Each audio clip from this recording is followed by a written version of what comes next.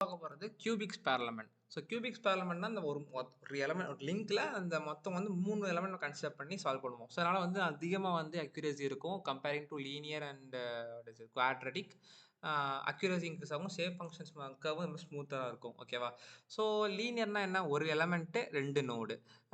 குவாட்ரட்டிக்னா என்ன, ஒரே வந்து 2 எலமெண்ட்டாக பிரித்து 1 2 3 3 நோடு இருக்கும். இந்த இடத்துல வந்து ஒரே எலமெண்ட்டாக 3 இதாக பிரித்து 1 2 3 3ஆ பிரித்து 4 நோடு. ஸோ இதான் வந்து ஆர்ஜி மாதிரி எடுத்துக்கிறாங்க. ஸோ அப்போ வந்து லெஃப்ட் சைடில் வந்து 1 இந்த சைடு ரைட் சைடு வந்து 1 இது -1 எடுத்துக்கிறாங்க. எப்சிலான் தான் மறுபடியும் படிச்சது தான். நேச்சுரல் கோஆர்டினேட் சிஸ்டம் யூஸ் பண்ணி எப்சிலான் வந்திருக்கு. ஸோ அதில் வந்து இங்கே உள்ளது வந்து முக்கால் தானே, இது கா இது முக்கா. ஸோ அதனால் அந்த இல்லை ஆக்சுவலி அப்படி ஃபுல்லாக எடுத்தால் அப்படி தெரியும். ஸோ வந்து இது இது இங்கிட்டு ஃபுல்லாக நெகட்டிவ், இங்கிட்ட பாசிட்டிவ். ஸோ அப்போ வந்து இது 1/3 இது 1/3 எடுத்துக்கிறாங்க. ஸோ அப்போ எல்லாமே L/3 லென்த்தில் இருக்கும். ஸோ இப்படி தான் வந்து கியூபிக்ஸ் பேரலமெண்ட் பண்ணுவோம். அக்யூரசி இன்க்ரீஸ் ஆகும், ஈக்குவேஷன்ஸ் பெருசாக இருக்கும். பட் அண்ட் ஆல்சோ என்னென்ன ப்ளஸ்னா அக்யூரசி அவ்வளோதான். தென் வந்து சேவ் ஃபங்க்ஷன் வந்து கர்வ் ஸ்மூத்தாக இருக்கும். ஸோ இப்போ ஃபஸ்ட்டு என்ன பண்ணணும், சேவ் ஃபங்க்ஷன் கண்டுபிடிக்கணும். சேவ் ஃபங்க்ஷன் கண்டுபிடிக்கிறதுக்கு என்ன பண்ணுவோம்னா, அந்த நோடோட கன்செப்ட். இப்போ N1னா K1, அந்த நோடை விட்டுட்டு அது பக்கத்தில் நோடோட ஈக்குவேஷன்ஸ். அப்போ ஈக்குவேஷன் என்ன, இதை வந்து epsilon plus 1/3 is equal to 0ன்னு எழுதலாமா? அப்போ எப்சிலான் 1/3 இங்கே போட்டுப்பாங்க. அது மாதிரி எப்சிலான் மைனஸ் 1/3 போட்டுப்பாங்க. இது இங்கே வந்துச்சுன்னா எப்சிலான் -1 ஈக்குவல் டு 0ன்னு இருக்கும், அதை போட்டுப்பாங்க.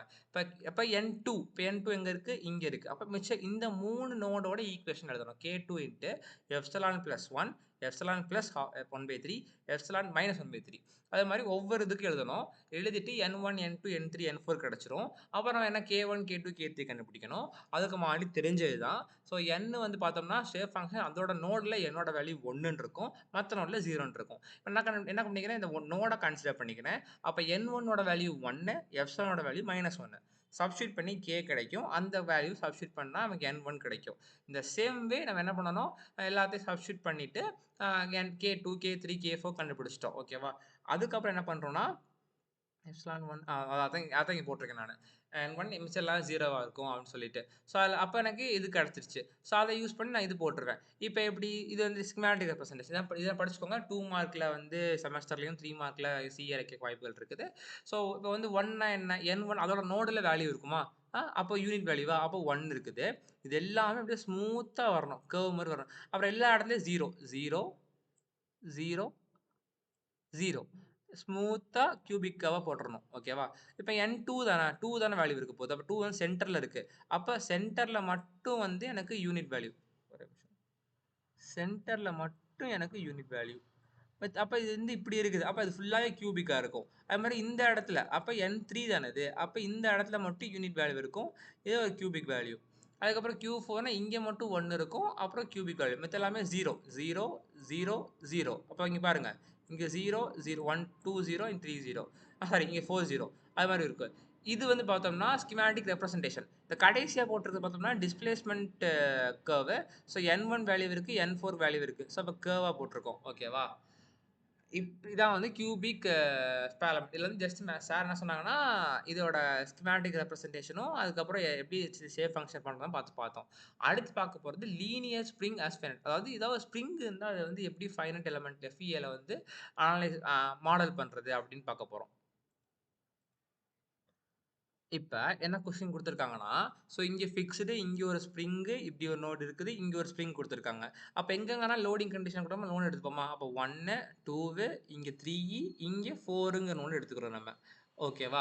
ஸோ ஸ்டிஃப்னஸ் கொடுத்துட்டாங்க. So determine the displacement at the nodes of a spring system as shown in figure. So நம்ம என்ன பண்ணுவோம், எப்பயுமே என்ன பண்ணுவோம், ஸ்டிஃப்னஸ் கண்டுபிடிக்கணும்னா இப்போ டிஸ்பிளேஸ்மெண்ட்ல ஸ்டிஃப்னஸ் வந்து ஒவ்வொரு எலமெண்ட்டு கண்டுபிடிப்போம். இப்போ ஒவ்வொரு ஸ்ப்ரிங் கண்டுபிடிக்கணும்.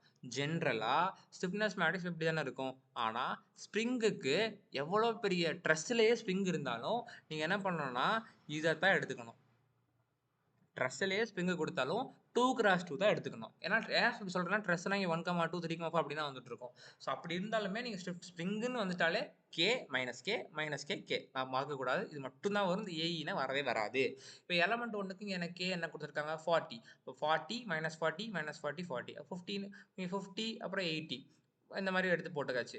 அதுக்கப்புறம் வந்து இந்த குளோபல் இந்த வேல்யூ எப்படி எழுதுறது, நம்ம இங்கே இருக்குது இந்த ஸ்ப்ரிங்கு இங்கே இப்படி ஃபுல்லாக கனெக்ட் ஆயிருக்கு. அப்போ இது லெஃப்ட் சைடில் நோடு 1, ரைட் சைடில் 3. அதனால் K1க்கு 1 3 1 3. அப்புறம் இதுக்கு வந்து இப்படி கனெக்ட் ஆகுது 2 3. அப்போ 2 3 கரெக்டா? அப்போ 2 3 2 3. அதுக்கப்புறம் என்ன பண்ணுவோம், இப்படி ஸ்ப்ரிங்கு கனெக்டாக இருக்குது. அப்போ 3 4.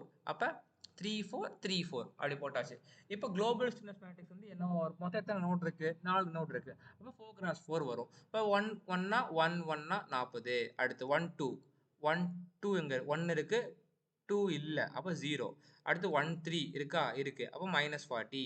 அப்புறம் 1 4 1 இருக்கு 4 இல்ல அப்போ 0. அப்புறம் இப்போ இது ஃபுல்லா எழுதியாச்சா, அப்போ இங்க என்ன இருக்குதோ அதான் இங்க அப்படியே வரும். அப்புறம் இது பாருங்க, அப்புறம் 2 2 2 2 இருக்கா, ஒன்னே ஒன்று இருக்கு 50. அப்புறம் இது வந்து வாட் இஸ் இட் 2 3. ஸோ 2 3 -50. அப்புறம் 0 இங்கே என்ன இருக்கோ அதான் இங்கேயும் வரும். ஸோ அது மாதிரி ஒவ்வொன்றா கண்டுபிடிச்சிடணும். எனக்கு இது மட்டும் அதிகம் வரும்னு நினைக்கிறேன். 3 3 40யா, 3 3 50யா, பார்த்தீங்க 3மே இருக்கு பார்த்தீங்களா. ஸோ ஏன்னா அந்த 3ங்கிற நோடில் 1 2 3 ஸ்ட்ரிங்குமே கனெக்ட் ஆயிருக்கு, அதனால அது 3மே வந்துடும். ஸோ 3 3 40 + 50 + 80 3 ஆட் பண்ணால் 170 17 வருமா, ஆமாம் கரெக்ட் 170. ஸோ அதை யூஸ் பண்ணி ஃபுல்லாக போட்டாச்சு. இப்போ தான் கேமே, இப்போ வந்து நல்லாயிருக்கும். இந்த ஃபர்ஸ்ட் நோடும் செகண்ட் நோடு என்ன ஆச்சு, ஃபிக்ஸ்டாக இருக்குது. அப்போ அந்த இடத்துல கேன்சல் பண்ணிடணுமா, first row first column, second row second column cancel பண்ணிட்டா 4x4 மாறிடுச்சு. அப்போ இதான் என்னுடைய ஸ்டிஃப்னஸ் மேட்ரிக்ஸ். இந்த சைடுனா இந்த வேல்யூ வராது, ஏன்னா இது வந்து எல்லாமே ஸ்ப்ரிங்கு 10⁻6 அதெல்லாம் எதுவுமே வரவே வராது. அப்போ நீங்கள் கேட்கலாம், ஸ்ப்ரிங்கு வெறும் எலமெண்ட்டாகவும் இருக்குது, ஸ்ப்ரிங் இப்படி கனெக்ட் பண்ணியிருக்காங்க அப்படின்னா இதுக்கு வந்து 10⁻6 தான் வெளியே வச்சிருக்கோம், இது வைக்க மாட்டோமே, எப்படி காமன் வைக்கிறதுன்னு சொல்லி கேட்கலாம். அப்போ என்ன பண்ணணும்னா ஸ்ப்ரிங்கில் கால்குலேட் பண்ணுறதை வந்து என்ன பண்ணால் அதை வந்து இன்ட்டு 10⁻6ல் ஆன்சர் மாற்றிடணும். அப்போ வந்து கண்டிப்பாக உங்களுக்கு கரெக்டாக தான் வரும். ஏன்னா இப்போ 2000 கிலோ மீட்டர்னு கொடுத்துருப்பாங்க. ஸோ அப்படி 2000 இன்ட்டு கிலோவை 2000 இன்ட்டு 3 0 போடுவீங்களா, அப்படியே இன்ட்டு 10⁻6 மாற்றி 10% காமனாக எடுத்துகிட்டு போடணும். ட்ரெஸ்லலாம் வந்து டுட்டல் சார் கொடுத்துருக்காங்க, அதான் அப்படி தான் வந்திருக்கு ஆன்சரு. ஸோ இது அப்படியே போட்டாச்சு. ஸோ Q3 Q4 ஏன்னா எனக்கு வந்து Q1 Q2ல டிஃப்ளெக்ஷன் இருக்காது, 0 ஆயிரும். இப்போ ஃபோர்ஸ் என்ன பண்ணணும், இந்த இடத்துல 60. இப்போ இது கம்ப்ரசிவ் லோடு -60 தானே போட்டிருக்காங்க. கரெக்ட். அதாவது லீனியர் பேரலமெண்ட்ல மட்டும்தான் வந்து கம்ப்ரசிவ்னா மைனஸ், டென்சில்னா ப்ளஸ் மாதிரி போட்டிருந்தாங்க. இந்த இடத்துலையும் ட்ரெஸ்லையும் வந்து நான் கிளாஸை சால்வ் பண்ணுறவங்க வந்து சொல்கிறேன் இது எல்லாத்தையுமே. ஸோ இந்த இடத்துல வந்து லெஃப்ட் சைடு தானே போகுது, சரி ரைட் சைடு தானே போகுது, அதனால் ப்ளஸ்ன்னு எடுத்துட்டாங்க. 60க்கு ப்ளஸ் 50க்கு ப்ளஸ், அதை சால்வ் பண்ணால் நம்மளுக்கு வந்து Q3 Q4 கால்குலேட்டர்லேயே சால்வ் பண்ணிடலாம். அப்ப ரியாக்ஷன் ஃபோர்ஸ் வந்து பார்த்தோம்னா கேட்டிருக்காங்க. ரியாக்ஷன் ஃபோர்ஸ் எங்க இருக்கும்? F1 எங்கன்னா Q இல்ல, Q1 Q2 இல்ல. அப்ப அங்க ரியாக்ஷன் ஃபோர்ஸ் இருக்கும். அவ்வளோதான். ஸோ அப்ப R1 R2 இருக்கும். ஸோ அப்ப நம்ம இந்த ஸ்டிஃப்னஸ் மேட்ரிக்ஸ அப்படியே ஃபுல்லா எழுதிட்டு, அங்க மட்டும் ஏன் 0 போட்டேன், F1 F2 எனக்கு 0. ஸோ அப்புறம் ஃபுல்லா சால்வ் பண்றேன். 40 × Q1 எனக்கு அது இல்லாம இது கிடையாது. இதுவும் 0. அப்ப இதையும் கண்டுக்கவே தேவையில்ல. அப்ப -40 × Q3 இதுவும் 0. அப்ப -40 × Q3 இது R1 அவ்வளோதான். அது சால்வ் பண்ணியாச்சா? இப்போ எவ்வளோ இருக்கு? 48.8 661 இருக்கு. ரெண்டையும் கூட்டினா 108 சம்திங் வருமா? எவ்வளவு? 48.8 + 61 கூட்டினா 109.8ன்னு வருது. ஆனால் மொத்தமாக இங்கே எவ்வளோ ஃபோர்ஸ் ஆக்ட் ஆயிருக்கு? 60 50 110 ஆக்ட் ஆயிருக்கு. அப்போ எனக்கு 0.2 நியூட்டன் வந்து அக்யூரசி மிஸ் ஆகுது அப்படின்னு அர்த்தம். அது எப்படி ட்ரை பண்ணிக்கலாம்னா, இந்த நான் Q2ல வந்து கால்குலேட்டரில் பாயிண்ட் எல்லாத்தையும் எழுதியிருந்தேன்னா எனக்கு எப்படி பக்கத்தில் வந்திருக்கலாம். ஓகேவா? ஸோ இதோட வந்து நம்மளுக்கு CO1 முடிஞ்சு. Thank you.